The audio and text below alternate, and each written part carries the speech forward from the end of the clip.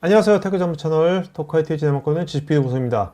자, 오늘은요, 우리 이제 IoT, 많은 기업들이 IoT 도입을 했는데, 그 IoT의 본질이라는 것은 결국 이제 데이터를, 각 현장에서 게더링해가지고, 그걸 이제 분석하는 거 아니지 않습니까? 분석하는 데 있어서, 그러면 이제 게더링해서 뭔가 서버에 또 올리려고 하면, 필연적으로 통신이 발생하거든요. 그래서 우리 개인용 휴대폰처럼 IoT 쪽에도 IoT 유심이라는 것이 있습니다. 네. 그런 IoT 유심이 도대체 왜 필요하고 그런 것들은 좀 어떤 이슈들이 있는지 그런 이슈들을 또 어떻게 잘 해결할 수 있는지 이런 얘기들을 오늘 MDS 인텔리전스의 양동규 매니저 모시고 얘기 나누도록 하겠습니다. 안녕하세요. 네, 안녕하십니까. 네. 자, 먼저 저는 솔직히 유심이라는 건 알고 있었지만 네. IoT 유심이 있다는 것은 이번에 네네. 처음 알게 됐어요. 그렇죠. 네. 그냥 무식한 질문이지만 네네. 아니 우리가 IoT 이제 공장에서 많이 또 도입하지 않았습니까? 네네. 그러면 공장 같은 데는 이미 다 뭐 와이파이도 돼 있고, 네. 뭐 유선 랜도 있고, 네네. 뭐 저연소도 있고, 네. 그런데 유심이 필요한 겁니까? 물론 필요합니다. 어. 왜냐면은 그런 통신 공사가 다 되어 있는 곳들은 다 괜찮은데 네네. 배송 공사를 실제로 할 수 없는 원격지 같은 경우 외부 예, 그런 곳에는 이제 어쩔 수 없이 유심을 써야 되는 네. 방법밖에는 없는 거죠. 네. 또 이제 뭐 이렇게 이동하는 그렇죠. 이동하는 차량이든 어떤 타겟이 계속 지속적으로 이동을 하면 유선으로 연결을 해놓을 수는 없기 때문에 무선으로 데이터를 받을 수밖에 없습니다. 근데 그 시장이 굉장히 큰가 봐요. 크니까 네네. 오늘 이제 그 MDS 인텔리전스가 좀 그 소개하는 이제 IoT 유심이 네. 원스라는 회사에서 만든 건데 네. 저 원스가 그 소프트뱅크하고 네. 도이치텔레콤이 만든 거라면서요? 같이? 네, 맞습니다. 도이치텔레콤이랑 소프트뱅크가 합작 투자로 만든 법인이라고 보시면 되고요. 2017년부터 론칭을 해서 지금까지 잘 하고 있습니다. 그 IoT 데이터 통신 시장이 굉장히 크다고 보는 거네요? 네, 맞습니다. 뭐 간단하게 예를 들어드리면은 국내 상용 차량들의 뭐 공기압, 타이어 공기압을 재야된다고 하면 국내 상용 차량 엄청 많지 않습니까? 화물 차량만 해도 네네네. 그리고 전 세계적으로 보면은 시장이 엄청나게 크다고 볼 수가 있죠. 진짜 요새 점점 그 엣지가 네, 엣지들이 점점 인텔리전스 해야 되지 않습니까? 엣지들이 맞습니다. 더미가 네, 아니라 네네. 그 인텔리전트한 엣지 같은 경우가 많아질수록 IoT 데이터에 대한 통신 네, 수요도 네. 굉장히 많아질 것 같네요. 보니까. 그렇습니다. 네, 자, 제가 이제 MDS 테크는 네, 상장도 됐으니까 알고 있거든요. 네네. 근데 MDS 인텔리전스야. 뭔가 MDS 테크하고 연관이 있을 것 같은데 어떻게 된 거예요? 네, 저희가 2020년도에 저희 법인이 설립이 됐는데 네. 테크에 같이 있다가 네, 지금 저희 IoT랑 AI랑 좀 유력한 기술들 인기 있는 사업부들이 이제 따로 떨어져 나와서 앞으로 지금 상장도 준비하고 있고요. 네네. 예, 지금 열심히 한 3년, 4년째 열심히 영업하고 있습니다. 알겠습니다. 그러니까 MDS 테크가 워낙 인베디드 쪽에 네. 시스템 쪽에 워낙 오래 30년 넘게 했지 않습니까? 네네. 그러니까 거기서 축적된 어떤 그 이런 제조 분야에 네. 어떤 시스템에 대한 도메인에 대한 어떤 그런 것이 잘 축적이 돼 있으니까 네. 그 위에 새로운 신기술들을 접목시키는 거네요. 네, 맞습니다. 자, 그러면 먼저 여러분들 저하고 이제 양동 매니저하고 요 IoT 유심 또 IoT 시장 동향 이런 얘기들 우리가 논의하고 한 40분 정도 영상 보시고요. 그다음에 여러분들 질문에 대해서 Q&A 라이브 Q&A 갖도록 하겠습니다. 한번 영상 보실까요? 그 IoT라는 거가 나온지도 굉장히 오래됐잖아요. 오래됐죠. 한 20년도 넘은 것 같은데. 그렇죠. 네, 최초의 관제 시스템으로 따지면은 더 오래됐다고 볼 수도 있고요. 네. 궁금한 게 이 IoT 시장이라는 것이 네. 한 연간 몇 프로 정도씩 성장하고 있는 것 같아요? 국제적으로 봤을 때 IoT 시장이 거의 연간 20에서 30% 이상씩 30%? 와. 네, 계속 성장하고 있습니다. 연간 10%만 돼도 굉장히 큰 건데. 그렇죠. 아니 IoT가 나온 지도 벌써 한 10년 넘었는데 네네. 왜 이렇게 계속해서 성장을 한다고 보십니까? 그러니까 처음에 IoT만 가지고 이제 여러 기업들이 사업을 할 때와 지금처럼 AI나 디지털 트윈 같은 다양한 기술들이 이제 접목이 된 상태로 사업을 하시는 거는 규모 자체가 워낙 다릅니다. 그래서 그 시장까지 다 합쳐서 봤을 때는 연간 20-30% 이상씩 성장을 하고 있다. 그렇게 볼 수 있을 것 같습니다. 네. IoT가 그렇게 성장한다는 것은 네. IoT 자체의 뭔가 아키텍처라든지 네네. 이런 것도 좀 이렇게 달라질 것 같은데 그런 변화는 어떤지 한번 좀 얘기해 준다면. IoT가 처음에 나왔을 때는 단순히 데이터를 취합해서 보는 정도로만 활용이 됐었습니다. 이제 한 10년 전 쯤부터 그 전에 물론 말씀하신 대로 모든 관제 시스템들이 그 전부터 있었던 건 사실이지만 갑자기 이제 붐이 일어나게 된 건 10년 전쯤부터 이제 IoT 뭐 아시겠지만 코엑스에서 전시회도 많이 하고 뭐 산업 IoT라고도 하기도 하고 네네네 그죠? 뭐 인더스트리얼도 네네. 붙이고 뭐 클라우드가 또 동시에 뜨면서 클라우드 기반의 IoT 플랫폼 서비스들도 많이 나왔었고요. 그렇게 단순히 데이터를 확인하는 용도로만 썼던 게 IoT였습니다. 그 상태에서 몇 년이 지나고 나서 AI 기술이 많이 발전이 되면서 어느 순간 전시회 이름도 IoT 전시회에서 AIoT 전시회로 바뀔 정도로 아, 네. AI와 함께 접목시킨 IoT 이 두 가지 도구가 만났을 때 더 큰 시너지가 난다. 그러니까 IoT 데이터가 모은 다음에 그걸 분석의 시뮬레이션을 AI로 한다. 그렇죠. 분석해서 과거의 데이터들 쌓인 데이터들이 많잖아요. 몇십 년 동안 IoT로 데이터를 쌓아놓은 거가 있고 그 쌓인 데이터들을 분석하고 미래를 예측하는데 AI가 큰 역할을 하는 거죠. 그래서 그 두 가지가 만나서 AIoT가 되었을 때 실질적으로 미래를 더 정확하게 예측할 수 있다라는 이런 산업들이 굉장히 커져서 한 4, 5년 전만 해도 AIoT 전시회부터 시작해서 AI가 엄청나게 떴었죠. 뜨면서 동시에 기업에서도 실제로 AI를 네, 그렇죠. 실제로 적용을 하고 있었나요? 그렇죠. 많이 적용도 했고요. 네. 특히 이제 금융권 쪽에서도 많이 사용을 하셨고 이제 데이터를 단순히 분석만 하면 안 됩니다. 그 분석한 걸 가지고 어떤 결과값을 내야 되는데 그게 미래 예측 시뮬레이션인 거죠. 예. 그래서 재난 대응 같은 경우에는 과거의 데이터를 정확하게 분석을 해서 미래에 이런 일이 생길 수 있으니 사전에 그런 일이 일어나지 않도록 조치할 수 있게끔 만들어주는 것도 이제 그런 예의 하나라고 볼 수가 있는 거죠. 또 제조업에서는 아무래도 이제 수율을 뭐 사실 0. 몇 프로만 개선한다 하더라도 그쵸. 그것이 큰 돈이잖아요. 그렇죠, 그게. 그렇죠. 네. 그런 것들에도 적용이 될 수가 있고요. 네, 자, 그러면 AI가 적용이 되면 네, 뭐 지금도 AI 핫하니까 네. 그럼 된 것 같은데. 네네. 네. 그다음 또 나온 게 또 데이터 트윈을 또 그건 왜 나온 거죠? 데이터 트윈은? 어찌됐든 취합된 데이터들을 2D 평면적인 공간에서 볼 때는 전부 숫자와 그래프를 가지고 결과값을 낼 수밖에 없어요. 근데 이게 Z축, 이 디지털 트윈이 접목이 된 가장 큰 이유가 Z축이 추가가 되면서 이 그래프와 이 데이터 이 수치들을 현장에 맞게 적용을 시켰을 때는 또 전혀 다른 결과값이 나오더라. 그게 굉장히 큰 하나의 축이라고 볼 수가 있거든요. 그런 의미에서는 디지털 트윈이 접목이 되면서 단순하게 2D로 보던 이 수치들과 결과값들을 3D 세상에서 보면 더 정확한 데이터를 유출할 수 있고 그렇게 되면 관제 전문가가 아니어도 그 화면만 보면 그림으로 보기 때문에 이해가 빨라지는 거죠. 그래서 훨씬 비전문가도 관제를 할 수 있는 상황까지 다 만들어 드릴 수가 있는 거죠. 네네. 네. 실제로 이제 데이터 트윈으로 이제 뭐 트랜스폼 하기 위해서는 네네. 신경을 써야만 되는 것은 어떤 것들이 있을까요? 분야마다 조금씩 다르게 볼 수 있는데요. 건축 분야 같은 경우에는 이제 실질적으로 설계 단계부터 실질적으로 건축이 완료됐을 그 단계까지는 이제 전부 검토하는 목적으로 공간을 만든다라고 보면 기존에 말씀드린 그 데이터를 가지고 와서 분석을 해서 시뮬레이션을 Z축에서 보여드리는 거 이 부분에서는 과거의 데이터가 충분히 축적이 되어 있어야 됩니다. 그래서 최소 3년 이상을 저희가 기준을 잡고 있는데 그 이상이 데이터가 축적이 돼 있어야 더 정확한 결과값을 받을 수가 있고요. 더 정확하게 미래 예측을 해서 뭐 ESG 경영 관점에서 본다 그러면 지난 몇 년간의 추이를 그 데이터들을 활용해서 미래에는 이렇게 하면 에너지 절약을 더 할 수 있습니다라는 결과값을 더 정확하게 도출할 수가 있는 거죠. 이게 데이터 트윈화가 되면서 네. IoT라는 게 결국 이제 데이터를 게더링 해가지고 보내주는 거잖아요. 네네. 그 데이터 트윈으로. 네네. 그 IoT에서 보내는 데이터도 좀 달라지겠네요. 어떻게 보면. 그렇죠. 점점 더 세분화가 될 거고요. 네. 그러니까 예전에는 단순히 그냥 우리는 온도만 보면 돼, 우리는 습도만 보면 돼라고 생각했던 거에서 이제 추가적으로 이것들을 복합적으로 보되 추가로 공기질을 더 본다던가 이런 식으로 점점 더 세분화가 될 거고요. 점점 더 방대해질 거라고 생각을 하고 있습니다.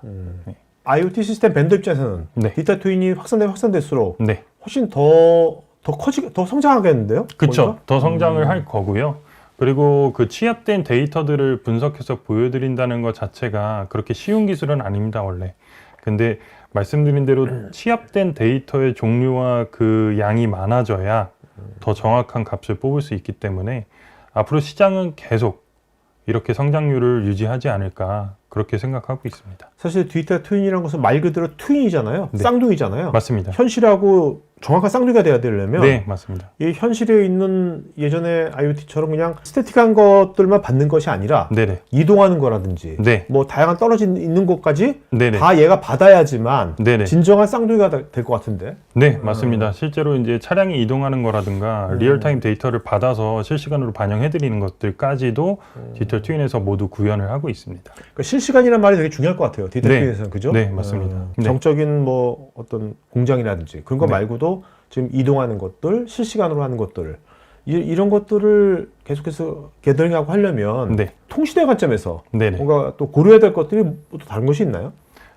기본적으로 뭐 공장같이 유선 통신망이 깔려 있는 곳은 크게 문제가 되지는 않습니다. 근데 이제 이동하는 물체라거나 아니면 그 배선 공사를 할 수 없는 그런 현장, 뭐 예를 네. 들면 댐 주변이라든가 네. 어떤 다리, 교량 이런 야외 공간에 이제 IoT를 적용을 하려면 무선 통신을 무조건 검토를 해야 됩니다. 그걸 또 하려고 전기 공사를 할 수도 없는 거잖아요. 그렇죠. 그죠? 네네. 전기 배선 공사만 해도 그렇죠. 비용이 어마어마합니다. 배보다 배꼽이 더 커지죠. 네. 그래서 요즘에는 무선 통신이 많이 발달을 했는데 예전에 뭐 아시겠지만 2G 때부터 3G, 4G, 5G, 지금 6G까지 얘기가 나오고 있는데 통신망이 엄청나게 발전을 하면서 동시에 IoT 전용 통신망들도 생겼습니다. LTE cat M1이라든지 M 밴드 대역이랑 NB-IoT 같은 통신망들이 또 많이 생겼는데 이렇게 통신망은 계속 발전을 하는데 이 통신을 사용할 수 있게끔 고객들에게 풀어주는 요금제는 큰 변화가 없이 네. 진행이 되었던 게 있었어요. 그래서 이제 통신 3사가 아무래도 기존에 하고 있던 시장이 있다 보니 그랬던 것 같고 2년 전부터 정부가 규제를 발표를 하면서 MNO, 통신 3사, 흔히 말하는 MNO 회사들이 MVNO에 영업을 할 수 있게끔 더 저렴한 가격으로 통신망을 이용할 수 있게 제공을 해줘야 하는 규제가 생겼어요. 그때부터 MVNO 시장이 굉장히 많이 MVNO라는 올라왔고요. 거는 이제 국내로 따지면 통신 3사의 그 망을 갖고서 뭔가 그쵸. 밸류 애디드 서비스를 하는 거죠. 그렇죠. 뭐 흔히 아시는 알뜰폰도 MVNO에 네네네. 속한다고 보실 오케이. 수가 있죠. 원스도 그럼 국내에서는 그 네. MVNO가 되는 건가요? 네, 맞습니다. 오케이. 저희도 지금 국내에서 SKT와 KT의 망을 사용하고 있고요. 이렇게 MVNO들이 영업을 할 수 있게 환경들이 많이 조성이 된 것 중에 하나가 말씀드린 대로 요금제의 변화가 크게 없었고 이런 규제들이 생겼고 세계적으로 IoT 시장이 점점 커지고 있다 보니 MVNO가 IoT를 향하는 방향이 점점 더 많아지고 있습니다. 그래서 저희가 그 실제로 고객들의 불편함이나 이런 것들을 들었을 때 반영할 수 있는 부분이 굉장히 많은 게 원스라고 생각을 했고 그래서 원스를 저희가 지금 갖고 온 상태입니다. 오늘 이제 말씀하실 것이 IoT 유심이잖아요. 네. 우리가 이제 일반적인 개인들이 뭐 해외 가면 유심 칩 해가 바꿔가지고 쓰잖아요. 네네. 개인용 우리가 휴대폰 유심은 다들 알고 있잖아요. 네네. 자, IoT 유심이란 거는 네네. 어떤 개념인지 그거 좀 구분해 아, 주시면 네네. 모바일은 단순히 말씀드리면은 그냥 핸드폰에 끼우는 유심이다. 이렇게 생각하시면 되는데 이제 저희가 하는 IoT 전용 유심은 네. 똑같이 생기긴 했습니다. 아, 그래요? 네, 똑같이 생기긴 했는데 똑같이 꼈다 뺐다는 합니다. 다만 그 끼는 대상이 핸드폰이냐 통신기기냐 요 차이라고 볼 수가 있는데 IoT 시장에서는 센서가 어떤 데이터를 수집을 해서 서버에 이 데이터를 보내기 위해선 통신기기가 필요합니다. 흔히 말하는 게이트웨이처럼. 네, 네네. 게이트웨이나 뭐 통신 모뎀, 모듈 이런 기기들이 필요한데 네. 그 기기가 통신을 하려면 이런 유심이 필요한 거죠. 아. 예. 그래서 그런 IoT 전용 유심이다. 아, 그러면 이렇게 보시면 될것 우리가 같습니다. 이 유심이란 것들이 네. 일반 휴대폰 유심 같은 경우에는 전 세계적으로 이렇게 딱 이렇게 표준화가 돼 있잖아요. 네네. 크기라든지 뭐 이런 네네네. 것들이. 그러면 IoT 유심도 마찬가지인가요? 그럼 마찬가지입니다. 표준화가 돼 있습니까? 네. 아, 똑같이 생겼습니다. 똑같이 생겼어요? 네. 또? 똑같이 생겨서 이제 거기에서 더 뭐 나노 유심이니 이렇게 사이즈를 줄여서 장착을 할 수는 있는데 그건 뭐 자유롭게 가능한 거고요. 개인용, 네네. 휴대폰용 유심 시장은 그것이 월 과금액만 따지더라도 굉장히 크잖아요. 그렇죠. 네, 그다음에 크죠. 사용자 수도 네. 우리나라 뭐 휴대폰 다 있으니까 네. 5천만 인구면 2개 있는 사람도 있고. 그래서 그쵸. 따지면 5천만 개가 넘을 거라고 보거든요. 네네네. 유심이? 네네. 휴대폰 유심하고 네네. IoT 유심이랑 개수하고 네. 뭐 비용이랑 이런 것도 좀 비교해서 말씀해 주시면 이해가 더 빠를 것 같거든요. 네네. 핸드폰이 정말 5천만 개가 넘어간다 이렇게 저희가 짐작을 하지만 그래요. 실질적으로 저희가 하나의 시장을 예로 들어드리면 수도 원격 검침 시장이 있습니다. 우리나라에 한 세대당 수전이 하나씩 있죠. 근데 그 수전 하나에 기기를 하나씩 부착을 한다고 했을 때 원격 검침을 위해서 그럼 기기 하나당 유심이 하나씩 꼭 들어가야 됩니다. 그렇게 뭐 우리나라 세대가 뭐 적게 잡아서 한 2천만 세대가 있다라고 요즘 하면 싱글도 많으니까. 네. 네네. 2천만 세대가 있다라고 하면 기본적으로 2천만 대의 시장이 되는 거고요. 네. 똑같은 시장이 가스 검침 시장도 있습니다. 가스. 예. 그런 식으로 시장을 하나 두 개씩 늘려나가다 보면은 몇 천만 수준이 아니라 몇백억 수준이 될 수가 있는 거죠. 개수만. 그러면 개수로만 따지면 네. 그 개인용 휴대폰 유심보다 네. 이 IoT 유심이 네. 개수로 따지면 더 큰 시장이겠네요. 훨씬 큰 시장이라고 볼 수 있죠. 근데 이제 금액이 훨씬 더 작죠. 그렇죠. 비교가 안 되게 작죠. 네. 핸드폰 같은 경우는 저희가 개통을 하면은 작은 요금제를 쓴다고 해도 달에 5, 6만 원이 기본적으로 나오게 돼 있습니다.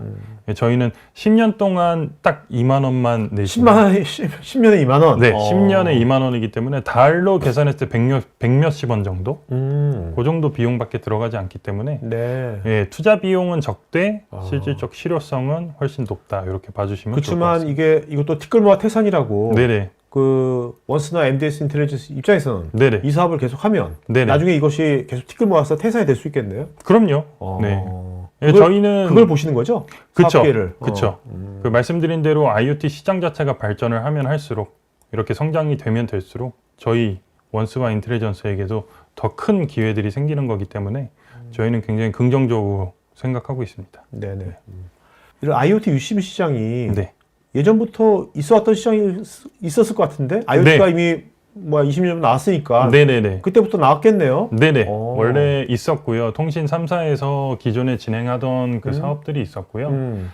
많은 문제점이 있었습니다. 저희가 이렇게 글로벌 유심을 이제 IoT 전용 유심으로 가져온 이유도 그 이유들 때문인데 이제 하나씩 말씀을 드리면 예를 들면은 나는 한 달에 1메가바이트의 데이터만 쓰면 되는데 기본적인 요금제가 3메가바이트여서 3메가바이트의 요금을 다 내야 되는 경우도 꽤 많았고요.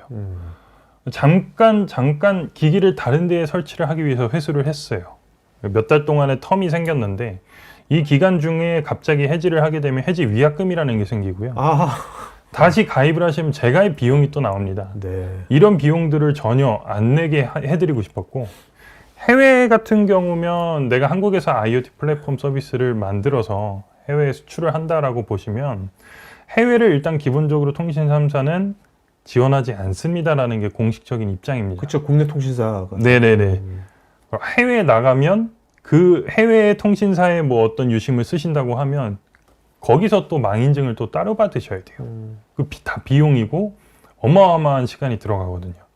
그리고 해외에 나가시려면 해외 심을 또 따로 사셔야 되고 여러 추가 비용들이 계속 발생을 하는 거죠. 우리 개인이 네. 해외 여행 가서도 네네. 유심 바꾸려면 또 알아보고 그것도 귀찮아 죽겠는데. 맞아요. 네. 아니 그 한 개도 아니고. 네. 네? IoT 그 기기마다 맞습니다. 그걸 하려면 장난이 아닐 것 같은데. 거기에 더하면 해외에 나가면 어떤 통신망을 쓸지도 미리 설정을 하고 나가셔야 하기 때문에 그 모든 기획들이 엄청나게 시간 투자가 많습니다. 그래서 그런 것들을 좀 절약을 해드리고 싶었고요. 그리고 실제로 저희 나라에도 글로벌 유심을 하고 있는 업체들이 있습니다.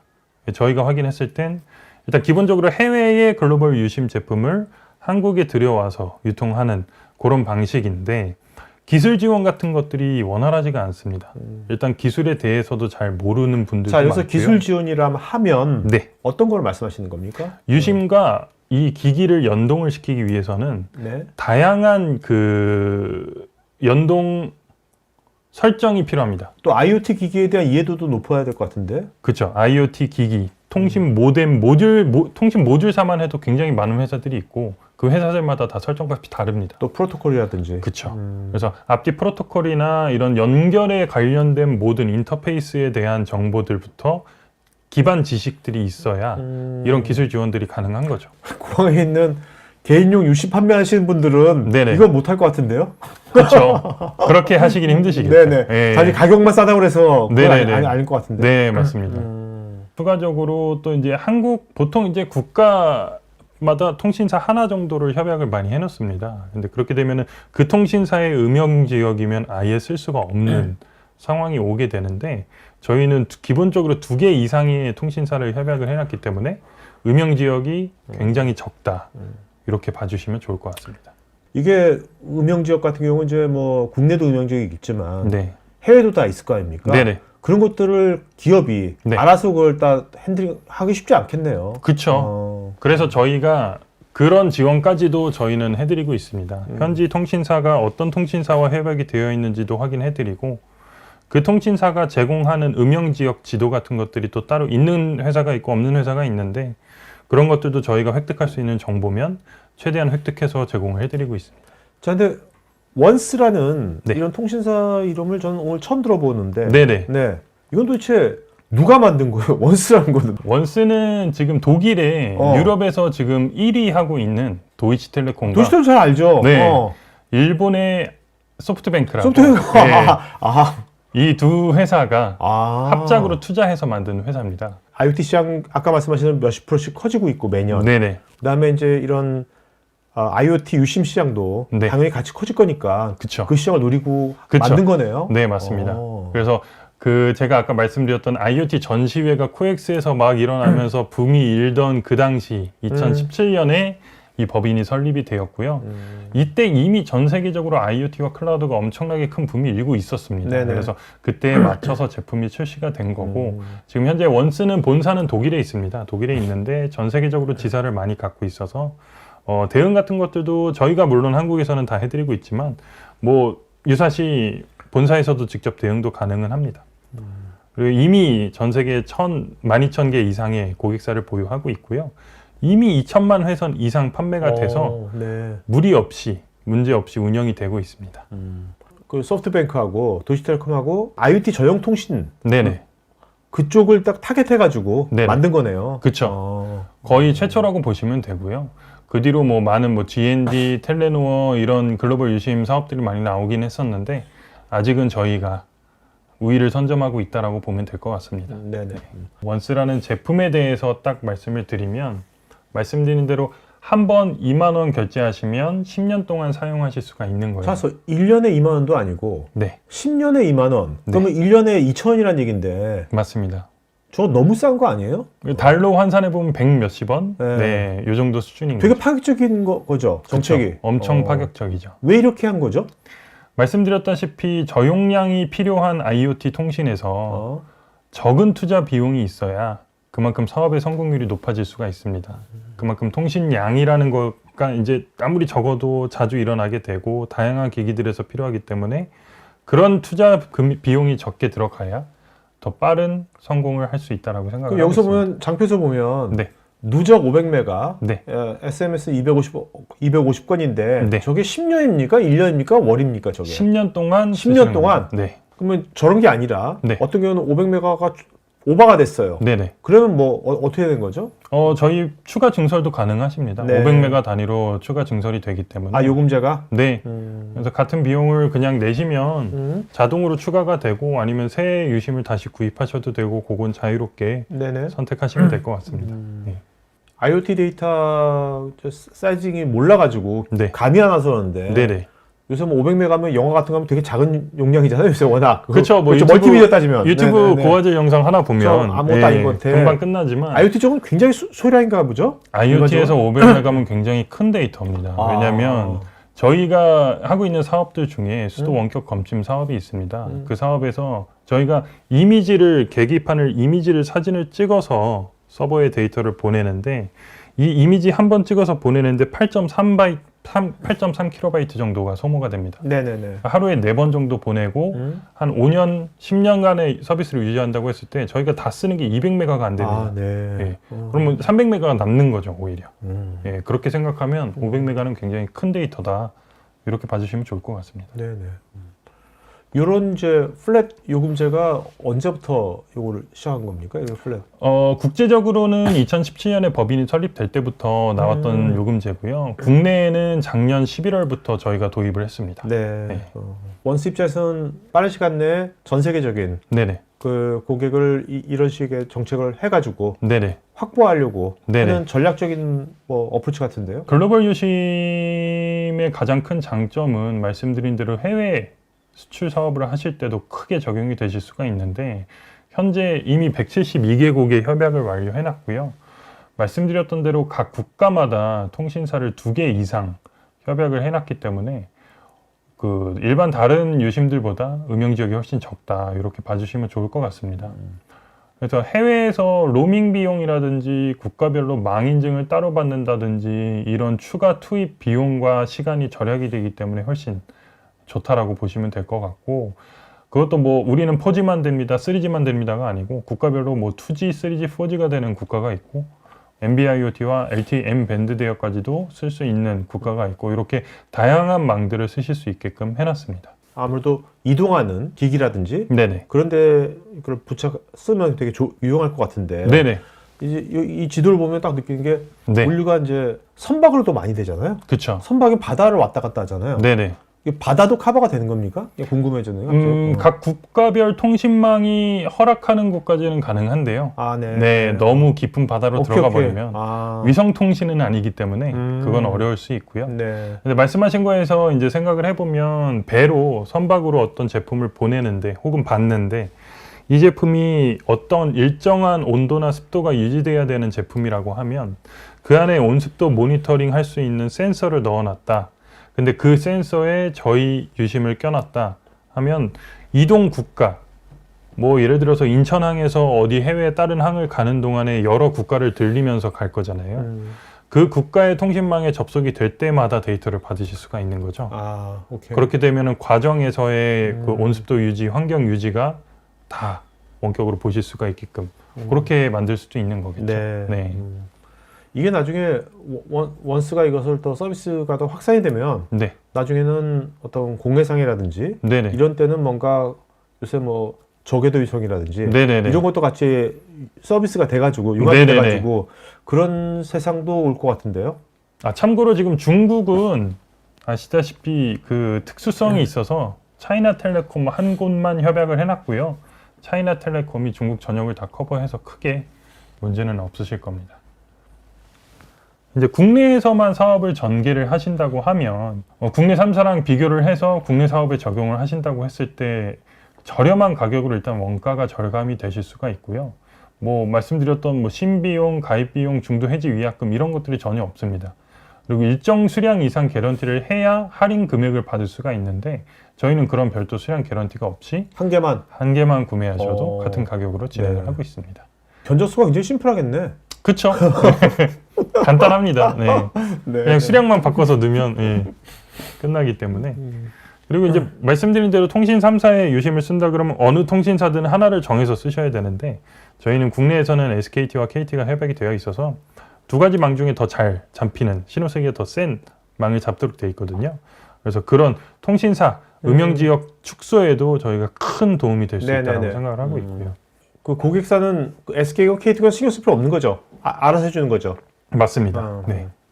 그리고 저희는 월과금이 따로 없습니다. 그냥 딱 처음에 2만 원 내시면 네? 그냥 10년 동안 자유롭게 쓰시는 거기 때문에 10년 2만 원을 맨 처음에 내는 거네요. 처음에 그렇죠. 선불로 내시는데 오케이. 이제 뭐 수량이 많이 커진다 하면은 네. 기업 간 거리기 때문에 오케이. 뭐 여신이나 뭐 정책 같은 것들은 예, 저희가 도와드릴 수가 있고요.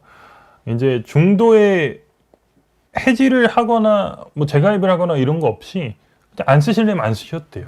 사실 저희 나라에서 어떤 한 IoT 플랫폼 서비스를 제공을 할 때 서비스 보증기간이라는 게 있잖아요. 보통 길어야 5년, 6년이거든요. 10년 동안 서비스를 지속적으로 운영을 하는, 제공을 하는 기업들은 거의 없는데 뭐 중간에 무슨 일이 생겨서 그 기기를 못 쓴다고 하더라도 이 중간에 텀이 생긴다고 하더라도 10년을 다 채우긴 힘들 거거든요. 네네. 그래서 저희가 10년에 500메가를 제공을 해드리지만 그 유심 하나를 가지고 5년 동안 서비스를 하셔도 되는 거고 6년 동안 서비스를 하셔도 되는 거고 중간에 텀을 두고 10년을 다 채우셔도 되는 거죠. 네네. 네. 어쨌든 간에 처음에 IoT 유심당 2만 원을 내잖아요. 네. 예를 들면 6개월 뒤에 네네. 생각해보니까 우리 이 사업 안 해야 될 것 같아. 네네. 안 할래요. 네네. 취소하려 하면 뭐 환불받을 수 있는 거예요? 그건 안 되는 거죠. 그건 어렵습니다. 예, 어쨌든 저희는 심의 나간 상태이기 때문에 그거는 이미 개통이 돼서 나간 겁니다. 그래서 네네네. 그거를 다시 물을 수는 오케이. 없고요. 예. 아까 말씀드린 저희 그 수도 원격 검침 서비스인 하이첵이라는 서비스에 실질적으로 저희가 내부적으로 도입을 했습니다. 그래서 작년에 필드 테스트를 진행하면서 많이 느꼈던 게 기존에 이제 저희가 L사의 유심을 썼었는데 그 음영 지역이나 이런 문제들이 되게 많았습니다. 근데 저희는 말씀드렸다시피 통신사 2개를 협약해 놓다 보니까 음영 지역이 훨씬 적어져서 실제로 저희 기기 테스트 할 때 음영 지역이었던 곳까지 신규로 설치해서 진행을 했었던 그런 경험도 있고요. 음영 지역이 있었는데 네. 음영 지역은 어떤 식으로 여기는 거면 핸들링했던 겁니까? 그전에는 음영 지역이 발생을 하면 네. 그 통신사에 전화를 합니다. 아. 여기 통신이 안 터집니다 하면 뭐 어느 지역은 지원이 되고 뭐 추가로 중계기를 설치를 해준다거나 예. 근데 또 그 지역은 뭐 안 돼요 하거나 그 지역은 뭐 어쩔 수 없어요 하거나 그러니까 거의 통신사에 따라 흔들리는 그런 게 많았죠. 근데 지금은 그게 훨씬 적어졌다. 예, 음영 지역 자체가 줄어드니까 예, 그런 문제들이 많이 없어졌다. 네네. 추가적으로 비용이 많이 줄었습니다. 기존에 사용하던 유심을 저희가 그때 달에 한 1,000몇백 원 정도 냈었는데 지금은 그냥 처음에 장착할 때 투자 비용 2만 원이고 월 환산해도 160원 정도이기 때문에 뭐 비용이 엄청나게 줄었다. 네. 이렇게 봐주시면 좋을 것 같고 실질적으로 지금 뭐 자료에는 제가 3분의 1이라고 써놨지만 실질적으로 부가적인 비용들까지 포함을 하면 더 줄었다라고 보시면 될 것 같고 부가적인 비용이라면 어떤 걸 말씀하시는 거죠? 뭐 각종 신비용, 가입 비용, 뭐 해지 비용, 뭐 네. 이런 비용들이 또 중간중간 발생하는 비용들이 있습니다. 그런 비용들이 완전히 줄었다. 그렇게 봐주시면 좋을 것 같고 저희 서비스가 이제 그 계량기에 계기판을 사진을 찍어서 이제 데이터를 저희 서버로 보내서 AI가 거기서 숫자를 도출해내는 그렇게 분석을 하는 이제 원격 검침 서비스를 하고 있는데 이 이미지가 되게 용량이 크실 것 같은데 사실 8.3KB 정도입니다. 하루에 4번을 쏘고 10년을 썼는데 200메가를 못 썼습니다. 그 정도로 저희가 제공해드리는 500메가가 IoT 시장에서는 굉장히 큰 데이터라고 보시면 될 것 같고요. 여기 스마트 원격 검침 이것이 이제 기존에 이제 어떤 L사 걸 쓰고 있었는데 네네. 이제 지금 이제 원수로 바꾼 거 아닙니까? 네네. 처음에 컨택을 해가지고 네. 바꿀 때까지 네. 기간이 얼마나 걸렸습니까? 그 검토하는 기간은 얼마나 걸렸고 전환 기간은 얼마나 걸렸는지. 일단은 기본적으로 저희가 기존에 쓰던 통신사와 기본적인 협약 물량이라는 게 있습니다. 연간에 이 정도 이상의 물량은 판매가 되어야 된다라는 협약이 있는데 그 협약 물량을 채우기 위해서 되게 노력을 많이 했고요. 그 물량 채우는 데만 시간이 한 3, 4개월 이상 지나갔습니다. 예, 그 물량을 채우고 나서 실질적으로 저희 거를 도입하는 데는 한두 달 내로 도입이 끝났습니다. 네. 필드 테스트까지 다 완료가 돼서 네네. 네, 실제 적용하는 거 한두 달 정도면 사실 뭐 이게 전환하는 거는 정말 금방 걸리겠네요. 네. 결정만 내리면. 그렇죠. 저희가 뭐 기술 지원 다 해드리고 설정 가이드 다 드리니까 어려운 게 없습니다. 처음에는 이제 기존 통신사에 대한 아까 뭐 위약금 다 그런 거 있을 거니까 그렇죠. 그런 것들을 일단 뭔가 최소화시키고 네. 그 다음에 전환을 하겠네요. 네네 맞습니다. 네. 자, 그렇다면 이제 여기 원격 검침 말고도 네. 또 어떤 시장이 또 있을까요?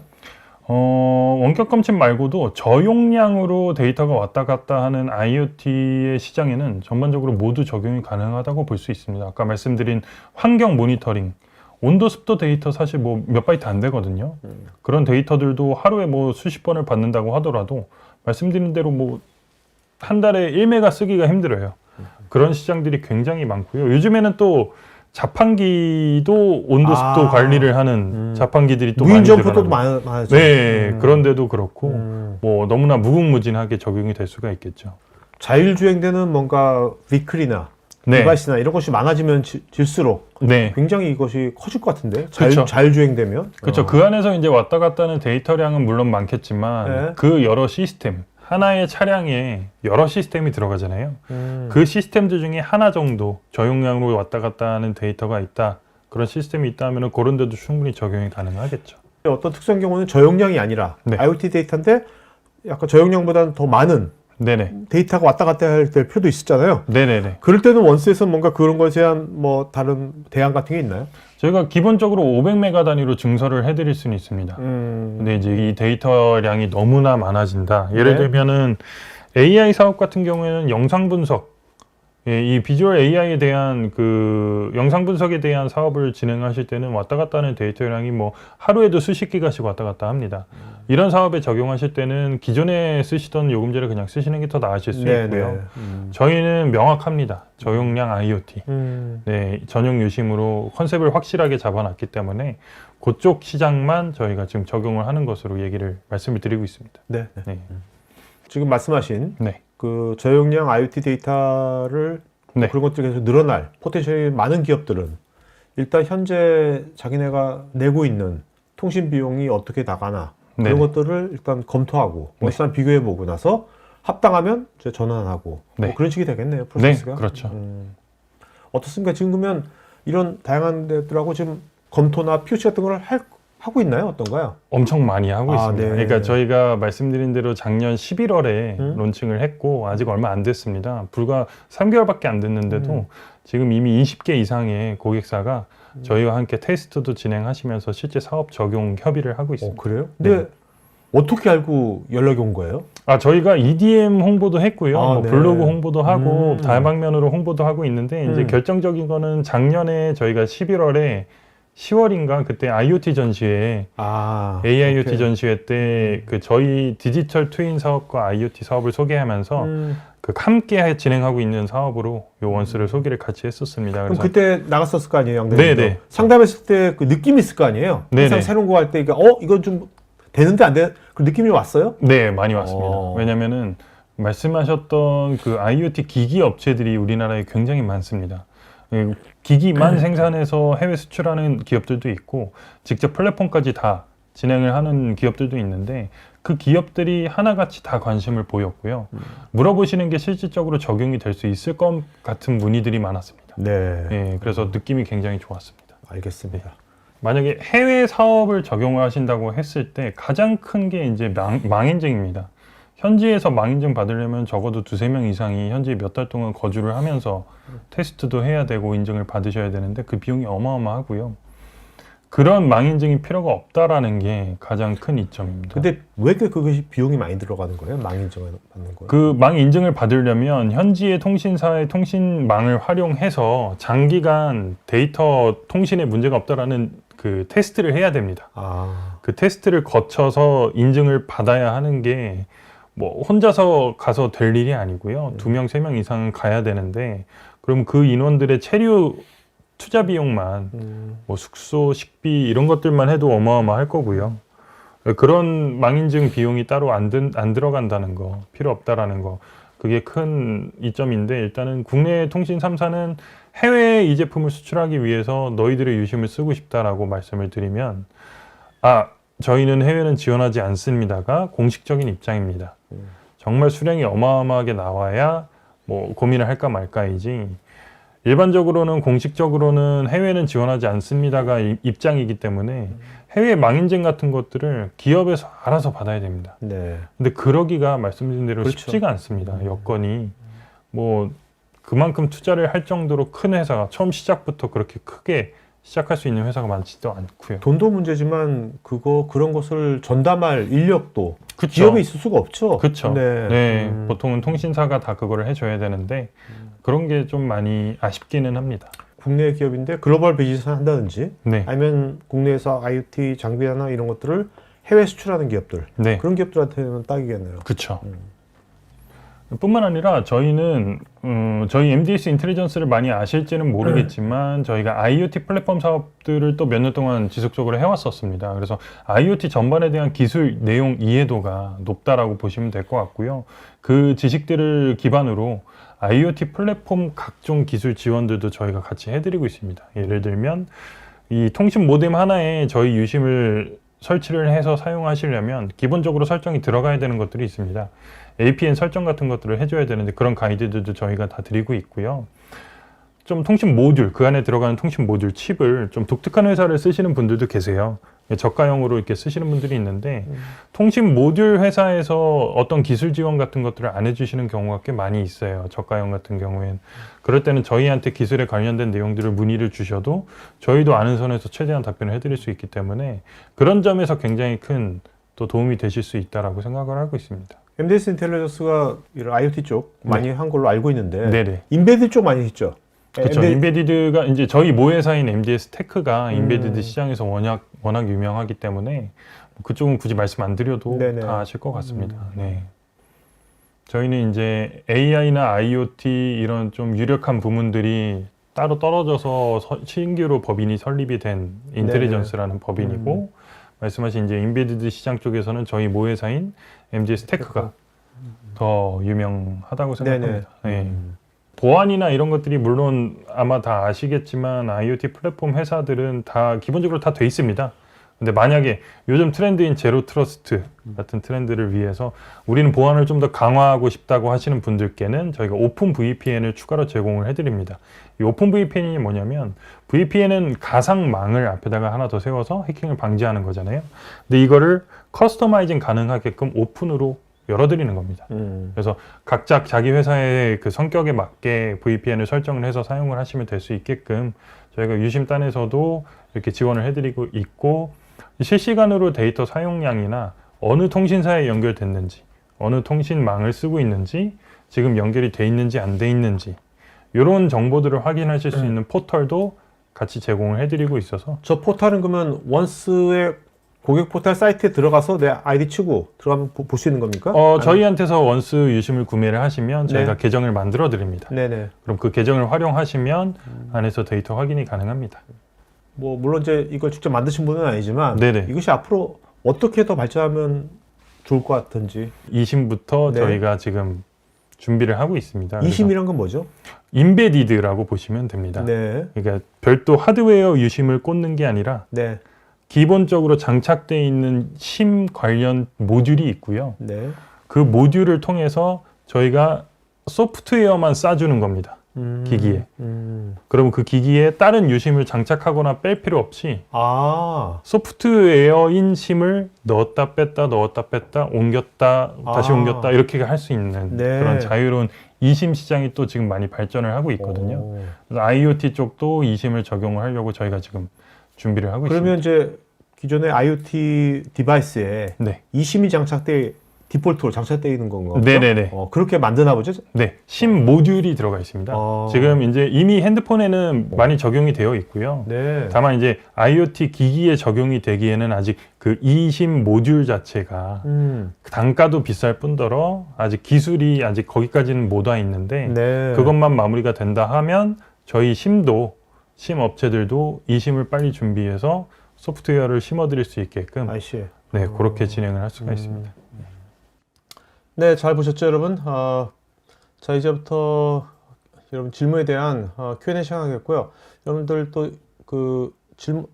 이 송출되는 동안에 양매니저께서 여러분들 개별 질문에 대해서 또 개별 댓글도 남겼으니까 개별 댓글도 체크해 보시기 바랍니다. 자, 조성영님.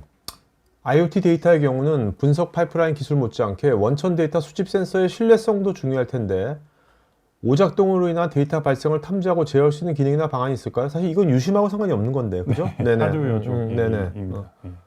근데 이런 분야도 MDS 인텔리전스에서 IoT 쪽에 사업하시니까 이런 쪽도 하시나요? 이런 쪽도? 그러니까 저희는 기반적으로는 소프트웨어 회사입니다. 그래서 하드웨어 쪽은 저희 파트너사나 계열사들이 하고 있는 부분들이 있어서 그쪽을 통해서 많이 하고 있기는 하지만 이 기술적인 지식은 기반 정도는 다 갖고 사업을 해야 되기 때문에 그런 정도는 알 수 있기는 합니다. 근데 조금 더 원하시는 답변을 받으시기 위해서는 하고 계시는 사업의 그 센서 업체들과 한번 협의를 해보시면 좋을 것 같습니다. 알겠습니다.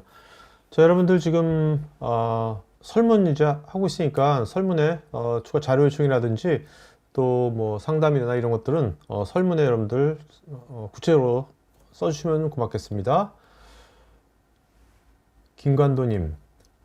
전기자전거 제조업체에서 자전거의 상태를 모니터링하고 원격으로 제어하기 위해서 IoT를 도입하고 있는데 공유 자전거와 같이 수백 대 기기에 대한 실시간 모니터링과 원격 관리가 필요할 경우 효율성을 높이기 위한 방법을 설명 부탁드립니다. 이런데도 요새 이런 거 공유 자전거 많지 않습니까? 많죠. 저런데도 IoT가 들어가서 그러면 나중에 유심 같은 것이 적용될 수가 있는 시장인가요? 저런 시장도? 그럼요. 그러니까 예를 들어 드리면 킥고잉 많이 아실 네, 텐데 알죠. 네네. 킥고잉 같은 경우도 결국은 핸드폰 어플에서 모든 걸 해결하는 거잖아요. 이것도 결국은 IoT입니다. 예, 킥고잉 그 현재 내가 원하는 이 키보드 정정 키보드의 이제 위치나 이런 정보들을 받기 위해서는 어쨌든 무선 통신으로 데이터를 받아야 되는 거고요. 그 데이터들을 기반으로 어플리케이션을 이제 뒷단에서 그렇죠. 만들어서 개발을 해서 이제 진행하는 거. 요것도 하나의 IoT 플랫폼이라고 볼 수가 있는 거죠. 예. 그래서 뭐 그런 것들 공유 자전거도 똑같이 네. 뭐 현재 위치라든지 이런 데이터들이 데이터량이 큰 건 아니거든요. 그래서 그런 부분도 저희 원수 유심이 충분히 적용이 가능하고 네, 그런 부분에서는 원가 절감이 훨씬 크게 되실 수가 있겠죠. 그러면 이제 그런 지금 요새 그런 뭐 킥고잉이나 아니면 공유 자전거 이런 거 되게 많지 않습니까? 많아졌거든요. 맞습니다. 굉장히 많이 거기다 다 유심이 들어가 있는 거예요? 그러면 IoT 유심이 다 들어가 있죠. IoT 유심이? 다 들어가 있죠. 오, 네. 야, 그렇구나. 그게 없으면 통신이 없으면 그렇네. 데이터를 받을 수가 없습니다. 진짜 그러네. 네. 그럼 뭐 유선랜을 쓸 수도 없는 거고. 그렇죠. 그러니까 와이파이를 할 수도 없는 거고요. 그렇죠, 그렇죠. 오. 어떻게 보면 이제 요새 차세대 그런 모빌리티 쪽이 되게 또 큰 시장이겠네요. 그렇죠. 그러니까 뭐 큰 모빌리티는 큰 플랫폼이 들어가겠지만 예, 왔다 갔다 하는 데이터도 많고요. 네. 킥보드가 뭐 저런 전기 자전거 이런 것들은 미니 모빌리티에서는 굉장히 적용이 잘 될 수 있을 거라고 생각합니다. 그러니까 미니 모빌리티에서 특히 이제 그걸 운영하는 업체 입장에서는 네, 그게 월 얼마를 내냐가 그렇죠. 원가에 중요하죠. 굉장히 중요해요. 중요하죠. 네. 그러니까 매출액을 늘리는 것도 중요하지만 원가를 어떻게 절감을 해서 매출 이익을 어떻게 늘리냐도 회사 입장에서는 굉장히 중요하다고 생각하고 있습니다. 네. 자, 지정우님, 통신사망을 사용할 때 IoT 단말 센서에 통신 모듈 추가에 대한 제한은 없는지요? 통신 모듈 외에 장비나 센서에 통신 출력 방식 제한이 있는 경우는 어떻게 지원이 가능한지요? 통신 출력 방식 제한, 이제 뒤에 이더넷이나 RS232 포트 이런 것들을 말씀해 주셨는데 저런 인터페이스들은 뭐 통신 단말기에서 얼마든지 해결이 가능한 거고요. 네. 말씀드렸던 대로 통신 모뎀이나 모듈을 하고 있는 저희 계열사도 있고 파트너사들이 다 있습니다. 그래서 원하시면, 필요하시면 이것들을 유심까지 다 포함해서 한 번에 원키로 끝낼 수 있게 또 만들어 드릴 수도 있습니다. 그러니까 어떻게 보면 MDS 인텔리전스가 이제 원스의 이제 IoT 유심 국내 이제 파트너인데 단순하게 이제 IoT 유심에 대한 지원만 할 수 있는 회사가 아니라 그렇죠. 지금 말씀하신 전반적인 것들을 다 네네. 그 IoT 관련된 것도 커버할 수 있으니까 네, 가능합니다. 그러면서 되게 어떻게 보면 그래서 원스가 네네. 국내 파트너로 MDS 인텔리전스를 초이스한 이유가 있겠네요. 그렇죠. 뭐 원스가 저희를 초이스한 것도 있지만 저희도 원스를 초이스한 것도 있고요. 네네네. 예, 그만큼 저희도 많이 알아봤는데 아. 예, 원스가 그만큼 좋은 제품이었다. 네네네. 네. 박일규님, IoT 시스템이나 솔루션들은 일반적으로 유지 보수가 까다로운 걸로 알고 있는데 도입할 때 기술 지원 프로그램이나 서비스는 어떤 조건으로 제공되고 클레임이 발생한 사례는 없는지 또 MDS 인텔리전스의 강점 측면에서 설명 부탁드립니다.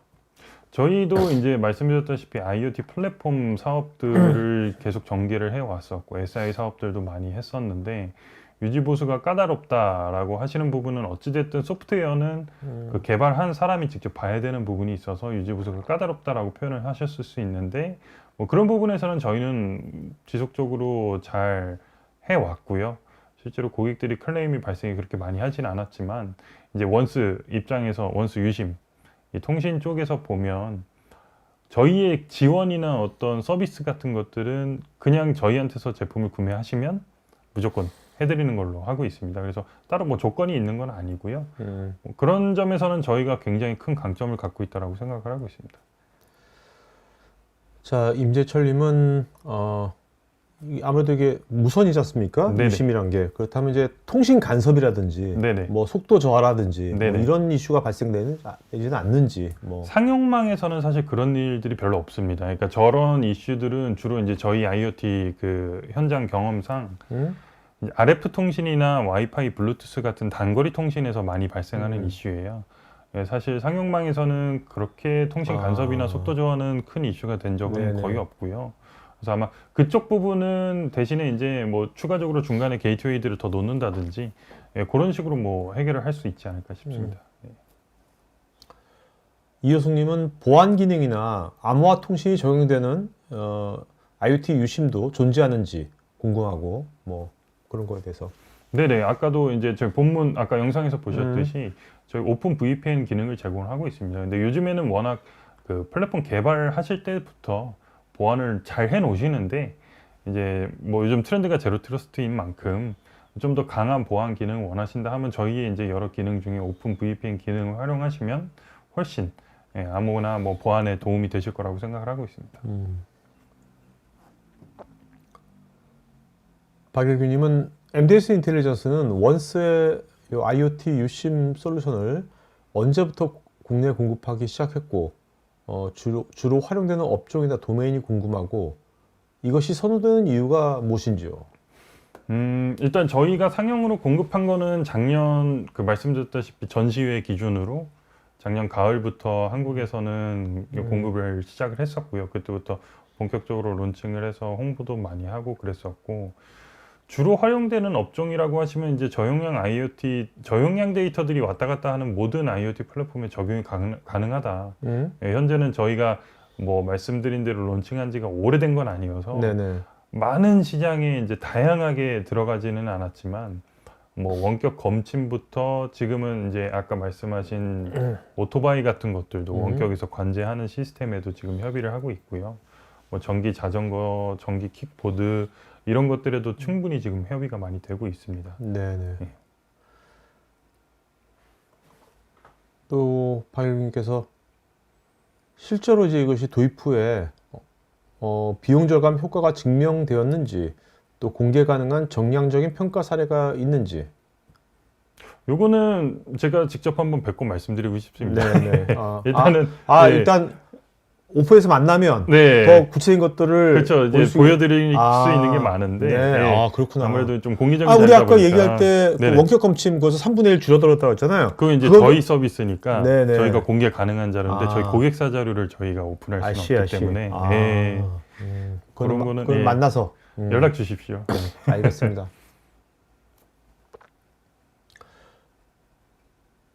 또 지금 우리가 이게 10년, 네. 10년 플랫한 레이트잖아요. 네. 그거는 그 이쪽 전체 이제 글로벌 네네. 유심 네. 시장에서 굉장히 경쟁력이 있는 가격 엄청 정책입니까? 있죠. 왜냐면은 말씀드렸던 대로 서비스 보증 기간이라는 것 자체가 5년, 6년이 굉장히 긴 겁니다. 근데 그럼에도 불구하고 10년이라는 기간을 저희가 드리는 건 중간에 뭐 서비스가 잠깐 중단이 될 수도 있는 거고 뭐 어떤 사정이 생기실지 모르기 때문에 아주 넉넉하게 10년을 드리는 거고 네네. 요거는 뭐 전 세계 어떤 통신사를 찾아보셔도 예, 대비되는 기간은 거의 없을 거라고 생각하고 있습니다. 알겠습니다. 네. 주영선님, 일반 네트워크 통신망은 음영 지역이 많아서 다소 불편을 겪어 추가 설치 등을 통해 극복하는 경우가 많은데 MDS 인텔리전스는 IoT 글로벌 커넥터를 이러한 음영 문제를 어떻게 극복하고 기술적으로 어떤 차별화된 방식을 사용하고 있는지 문의드립니다. 일단 기본적으로 음영 지역은 말씀드린 대로 통신사 2개를 협약을 해놨기 때문에 최소 2개입니다. 어떤 국가는 3개를 해놓은 국가도 있고요. 네? 음영 지역은 사실 통신사에 따라서 많이 달라집니다. 그래서 한 개의 통신사 사용하셨을 때보다는 아무래도 어쩔 수 없이 훨씬 많이 음영 지역을 축소를 시켜놨다 이렇게 봐주시면 좋을 것 같고요. 말씀드린 대로 저희도 이제 IoT 플랫폼을 사업을 많이 해왔다 보니까 기술적으로 지식이 좋습니다. 알고 있는 것도 많고 저희의 노하우 같은 것들, 저희 경험들을 같이 공유를 해서 컨설팅도 해드릴 수 있으니까 그런 게 큰 차별화라고 볼 수 있을 것 같습니다.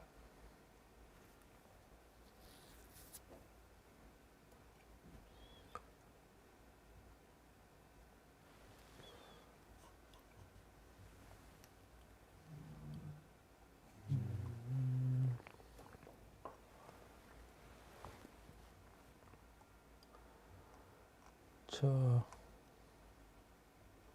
그다음에 박창민님, IoT 서비스를 이용하고자 할 경우 가장 고려해야 할 사항은 무엇일까요? 도입 시 효과를 볼 수 있는 산업 분야는 어디라고 볼 수 있을까요? 질문의 범위가 좀 많이 넓으시기는 한데요.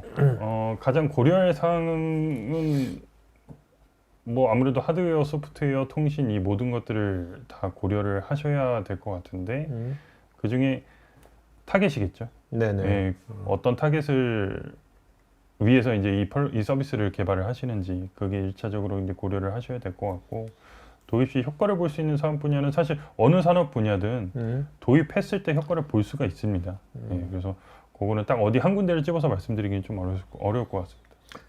자, 지금 이미 이제 국내에서 또 이미 많은 기업들이 요게 이제 요게 이제 국내에 작년 말에 소개된 거지 않습니까? 네네. 어떻게 보면. 그렇다면 기존에 이미 많은 기업들이 다른 이제 IoT 유심을 쓰고 있을 거 아닙니까, 현재? 네. 네네. 그러면 이제 그런 데도 많이 만날 거 아닙니까? 만날 많이 때 이미 만났죠. 쓰고 있을 거 네. 아니에요.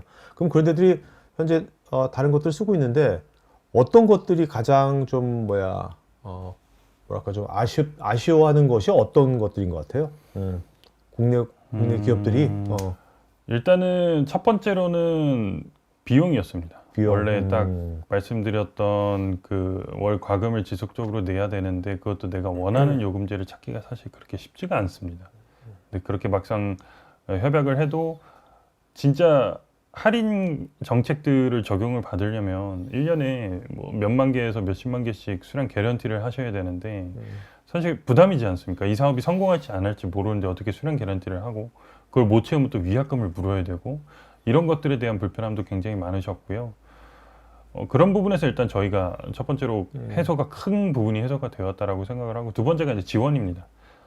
뭐 음영 지역이 생겼다고 이제 연락을 하면은 뭐 중계기가 설치 가능한 곳은 해주시겠지만은 안 되는 곳은 또 어쩔 수 없이 우리는 그냥 안 돼요 하고 이제 끝나버린다거나 관련해서 이 심들을 저희 그 단말기나 플랫폼에 좀 적용하고 싶은데 관련된 기반 기술 지식이 없으신 분들은 솔직히 통신사에서 그거를 지원해 주지는 않으니까 저희는 그런 것들을 지원한다는 게 또 굉장히 크게 만족하시는 부분이었고요. 네네. 네, 그 크게 보면 그 두 가지라고 보시면 돼요. 알겠습니다.